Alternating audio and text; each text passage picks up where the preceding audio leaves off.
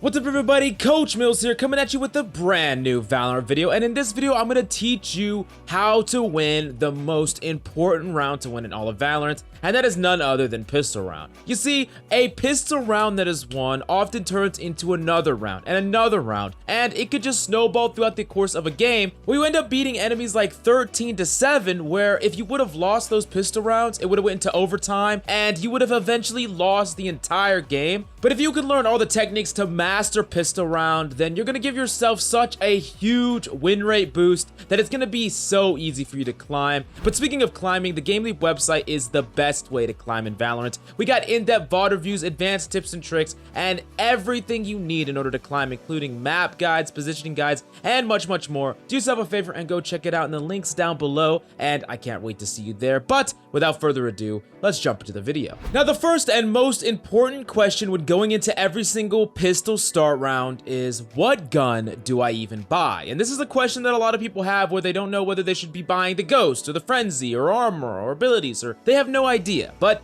first, let's talk about the Ghost, who should buy it, when you should buy it, and why. So, of course, the Ghost is 500 credits, and it can one-tap headshot someone that is not having or wearing any armor. Now, the thing is, not everyone should buy the Ghost, and I know that this seems kind of weird, but yes, only select people should buy the Ghost, and typically, it should be duelists that buy the Ghost, or more specifically, people that don't have better uses for their utility. So characters like Cypher, Killjoy, Breach, Raze, all should most likely not be buying the Ghost. And let's go through these one at a time. So Cypher and Killjoy, both of these have very powerful utility, and they have something essential, which is flank guarding utility, which is something that a lot of people don't do on pistol rounds, especially pistol round attacks, which is why Cypher and Killjoy should almost never ever buy Ghost. Breaches, typically, yes, you could buy a Ghost with Breach and it would make you more aggressive, but you know what's better than having a little bit more firepower? Your enemy being permanently blind. Just buy your damn flashes, flash the enemy. You don't need a Ghost pistol if they're blind 24/7. And Raze,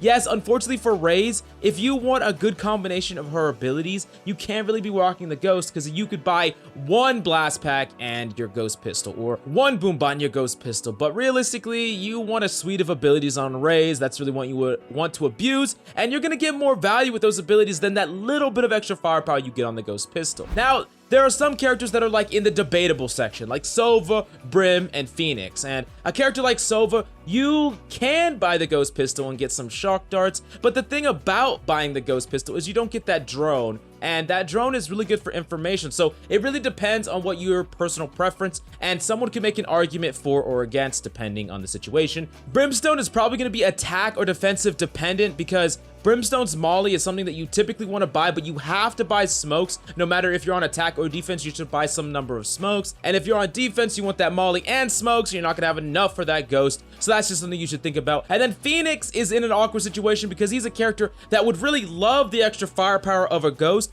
but if he buys that Ghost, he can only get one flash, and typically it's actually better to have two flashes to easily convert on kills in pistol rounds, because flashes are even more powerful in pistol round than any other round. And this is why you see some Phoenix users like Sinatra in Pro Play rocking the Frenzy just so he could buy two flashes, but I'm gonna break that down more in a little bit. Now, characters that should almost always buy the Ghost pistol are probably your Jets, your Reynas, and your Omens in your games. They either have a way to match their abilities to where they could buy that Ghost, or they really are advantaged when they do buy that Ghost pistol. Specifically, a character like Reyna, she really wants to be able to get those first kills and connect with headshots to start the chain on her Devour to get that 150 HP in pistol round. So she's a character that really wants the Ghost pistol. Jet, of course, she could still buy a combination of two updrafts and a smoke, or two smokes and an updraft. So you have a lot of options with these characters, but for the most part, these are the type of boxes that these characters get in. And generally, you do not want every single member of your team to have a Ghost, of course. It should be about 2 or 3 members have a Ghost, because they do have some amount of diminishing returns, and you're not going to get the maximum amount of value out of your abilities. Now, for a Ghost tip that you should be doing every single time you're playing Ghost in pistol rounds is you need to be spraying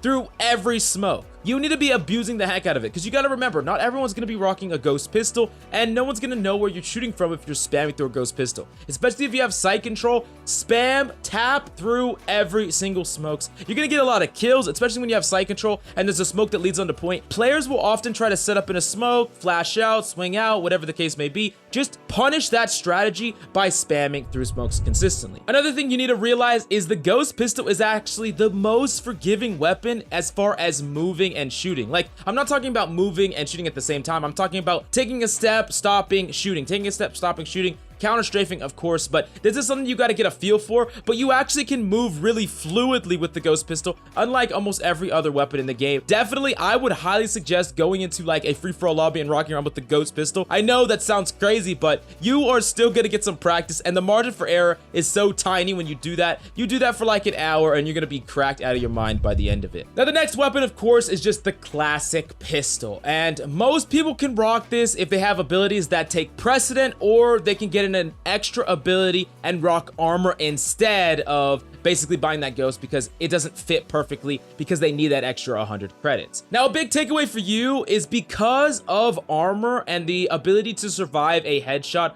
from an enemy ghost, rocking a classic plus armor is really not that far away from rocking a ghost with no armor. It's essentially the same time to kill. What you are really paying that extra 100 credits for is just slightly better gun feel and that silencer, but a lot of people weren't even abusing the fact that they had a silencer in the first place. And realistically, there are advantages to the classic too, like being able to jump right click or potentially follow up and burst people in the head with that right click, just burst them from max HP even if they did buy armor. This is why I do think that it is a pretty viable option if you wanted to play like a Phoenix and you wanted to rock both your flashes. You could rock double flash with some armor and a classic as a way to compromise and still get that secondary flash, so that you don't rock a ghost with one flash instead, because we all know that, like we said, flashes are worth so much value in pistol round. Now, let's talk about the other weapons in the game. The Shorty, the Sheriff, and the Frenzy. These are the 3 weapons that you could buy in pistol rounds hypothetically, and some of these are used in different scenarios. Now, the thing about Shorty though, is Shorty is actually better in non-pistol rounds. Like, you're rocking this as an eco or to save, and the enemy is rocking much better weapons like, you know, ARs or whatever the case may be, because Shorty can trade up in value and can cheese a lot of these kills out and hold close range really effectively, but it's not really that good in pistol rounds.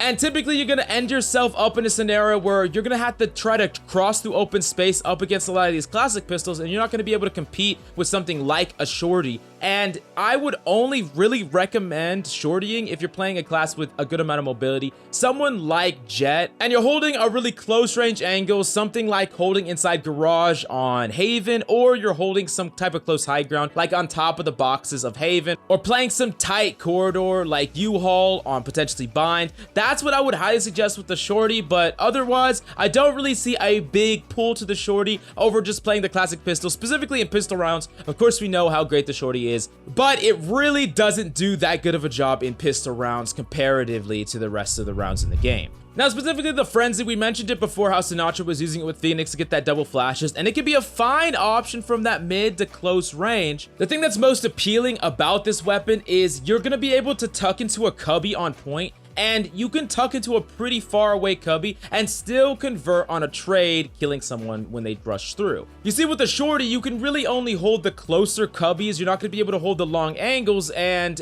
the Frenzy is one of the best weapons in the game on pistol round for actually converting on trade kills. So when you're double holding a point with the Frenzy, it can be pretty valuable. Enemies smoke off, they come onto point, they start to have a scrappy fight, and you can definitely make sure that you guarantee trades with the Frenzy, and it can be pretty powerful when you're rocking that light armor. But the thing is, Frenzy, the problem with that weapon is you are giving up quite a bit for the Frenzy. Like, you could just be rocking the classic pistol plus armor and you could actually survive a ghost headshot. But if you're rocking the Frenzy plus abilities, then you can still just get one-shot headshot from these longer ranges away with their enemy's ghost. So that's something that you should really keep in mind, and I really think that you should only be rocking this gun if, like I said, you're holding the same angles and you really want to make sure that you trade with your allies, or you are in a really precarious situation where you need that perfect amount of money slightly less than the Ghost would cost, but you want a little bit more aggression, so like we said with the Sinatra example. Now, the last weapon we gotta talk about is the Sheriff, and I'm gonna be honest with you, the Sheriff is usually just a waste of money on pistol round unless you're just trying to style on people. Yes, you can one-shot headshot with the Sheriff, but something about the Sheriff is it's actually a lot easier when people are crouching and trying to spray you. It's easier to connect with these headshots with the Sheriff, but when people are highly mobile with the Ghost or the Classic,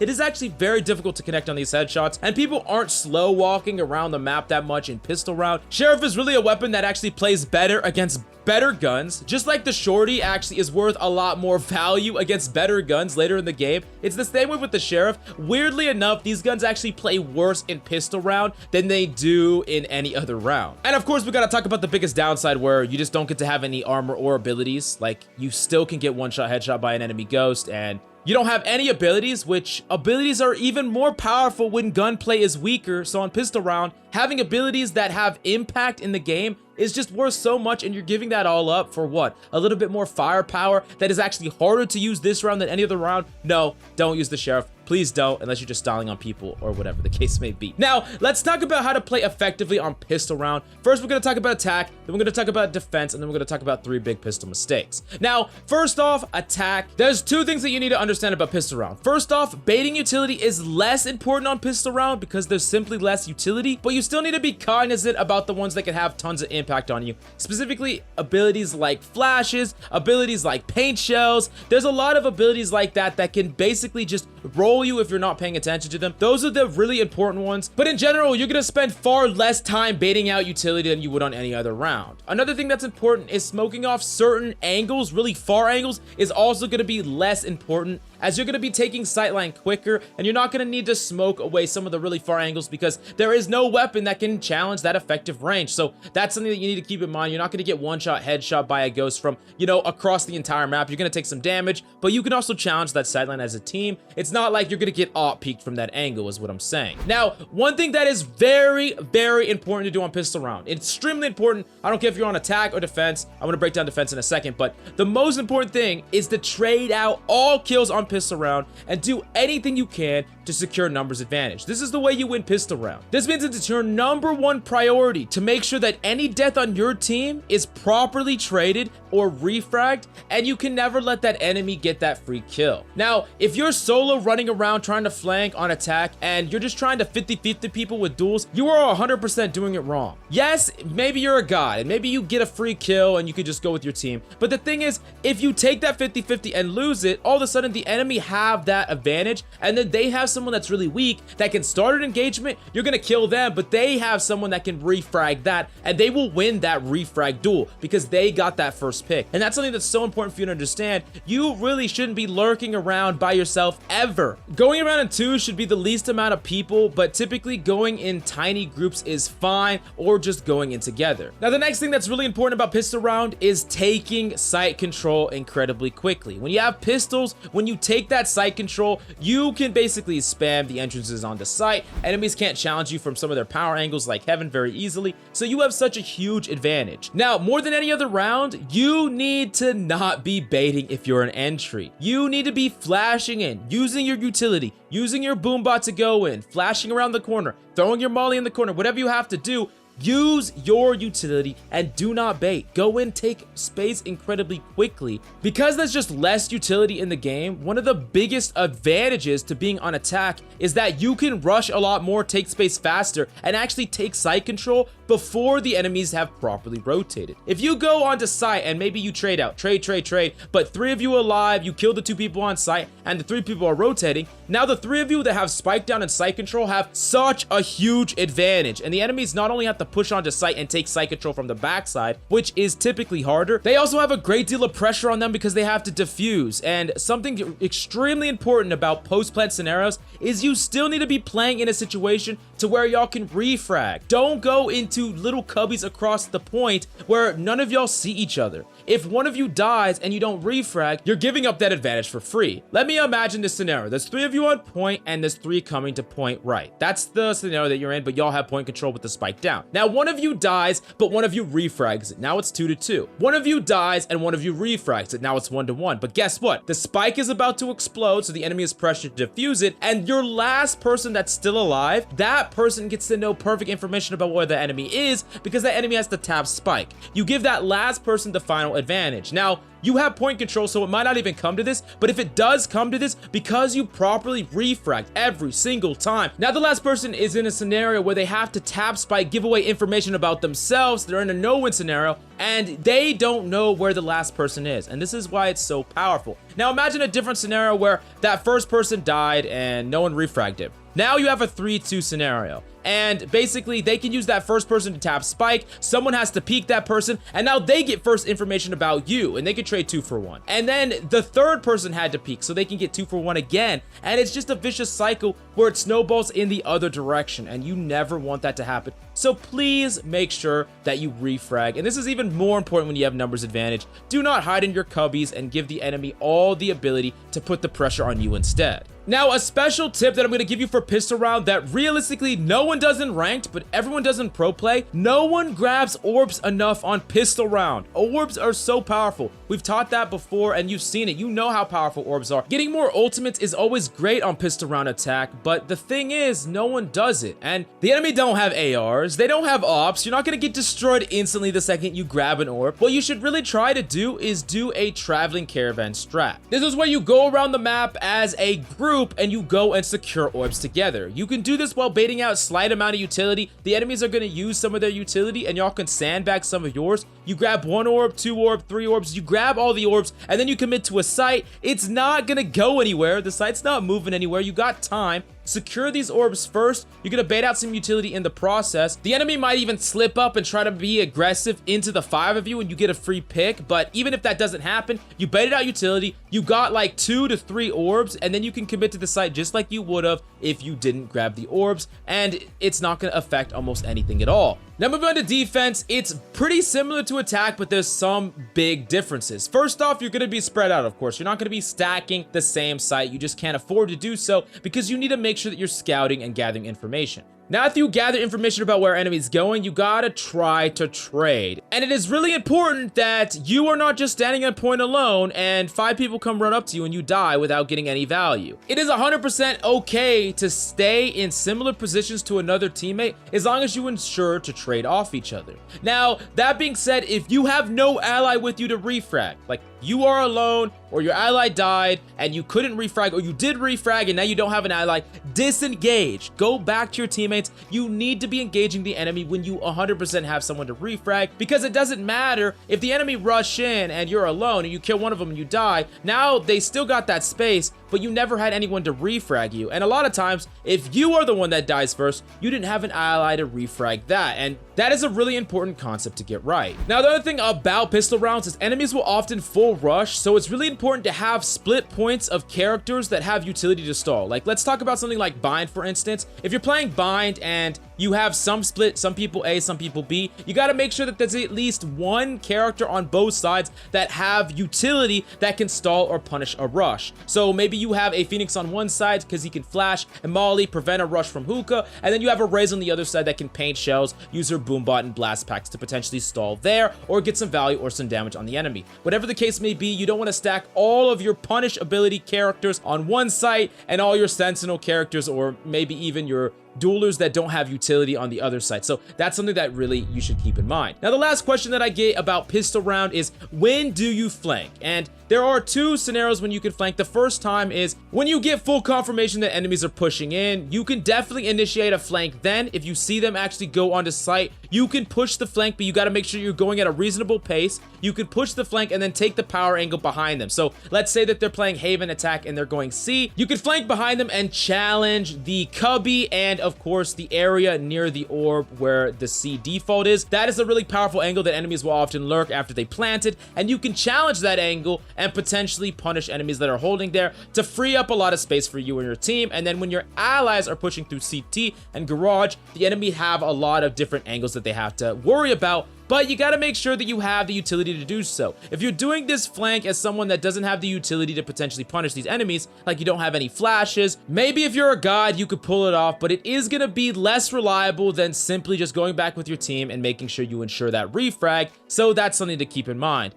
Now you also gotta be cognizant about enemy flank checkers, so traps, turrets, things like that. You gotta be really cognizant against compositions that have that, but sometimes enemies won't even use it. So what I would suggest is if you initiate a flank and you get tagged by any of these things, you can break it or disrupt it, break the trap, destroy the turret or whatever, and then rotate back. Rotate back incredibly quickly. Enemies are gonna be worried about their flank, but you're not going to be committing to the flank, because if enemies are waiting for you, it's gonna be very difficult. You need that element of surprise, or else you're just gonna get shut down with ease. Now moving on to the end, let's talk about the 3 big pistol mistakes that if you iron these out, you're gonna be good to go and have a competitive edge in all your ranked games. The first one is not joint wall banging enough. Yes, I know that it's weak. I know that wall banging is weak when you have pistols, but if you are doing it together and you're pinging it and wall banging, you can flush so many quarters out on sight, and you could basically make sure to clear angles without having to invest utility. Saving that utility for engaging onto the enemy or using later on in the round is definitely worth it. It's worth the value. So just ping something, say, hey, let's wall bang this, and ping it, and then everyone focuses it. You're gonna get a lot of kills like that, I guarantee it.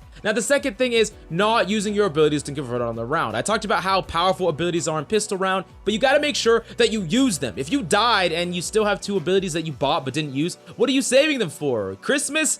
Just use your abilities. Use them all. Every single one of them is going to get you a lot of value. And specifically, start to learn some ability uses that could specifically counter rush playstyles, like learning how to disrupt a spike plant with something like a paint shells or even a shock arrow. These type of things are invaluable, something that you could definitely practice and learn, and it will be worth dividends for you in your pistol ranked games. Now, the last big mistake in pistol round is rotating too late. You know, a lot of times in pistol rounds, teams will full commit, and if they're already on site, we talked about how they want to go in groups and they want to refrag each other, so it's going to be pretty rare for 2 people to be lurking on one point and 3 people to be pushing the other. That's not going to happen very often in pistol rounds, and if people are already committing to site, you should commit and rotate. And sure, maybe they baited you out and they go to the other place. Well, you can just rotate back. What you don't want to do is end up in a situation where your teammates are struggling, they're getting pushed, they're dying on the other point, and by the time you get there, you're a solo person because you just took forever to rotate. In pistol rounds, rushes, and taking site control, everything is going to happen quicker. That's the important thing. Less utility, less firepower, everything in the game happens quick. So as such, your rotation should happen quicker as well. Now, the GameLeap website is your best place to master any of the pistols and weapons that we listed in this video, along with macro strategies and in-depth positioning guides. So do yourself a favor and go check it out in the links down below. But I hope you learned something in this video. Please give me a fat smash the like button and subscribe if you enjoyed the video. But that's all we got for you today. Thanks so much for coming by. I'm Coach Mills, and of course, until next time.